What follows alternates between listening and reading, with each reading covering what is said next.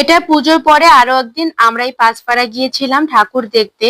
আমার দিদিরা পুজোর সময় ছিল না, তাই পুজোর পরে যখন ওরা আসছে ওদের সাথে আবারও ঠাকুর দেখতে গিয়েছিলাম। তখন ভিড় ছিল না, তবে প্যান্ডেল প্রতিমা সবই ঠিক ছিল।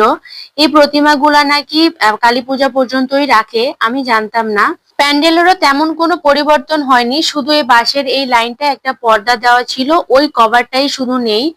বাদ বাকি সবই ঠিক আছে। কিন্তু পুজোর সময় পুজো দেখার মজাটাই আলাদা, অনেক ভিড় থাকে, গরম থাকে, ঠেলাঠেলি থাকে, তাতে ফিল হয় যে না পুজো দেখতে আসছি।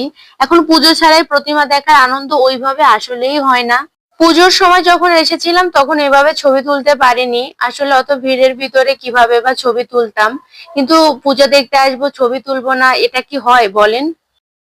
আগের দিন এসেছি, এখানে ভলেন্টিয়ার বলে কি এভাবে বসবেন না, যান যান যান, আজকে ছবি তুলে নিয়ে যাচ্ছি, দেখি কি করে। উৎসব থাকুক না থাকুক, পরিবারের সাথে কোথাও গেলে সেটা উৎসব মুখর পরিবেশ হয়েই যায়। আশা করি সামনের বছর এখানে আরো বড় করে পূজা হবে, আপনারা সবাই আসবেন।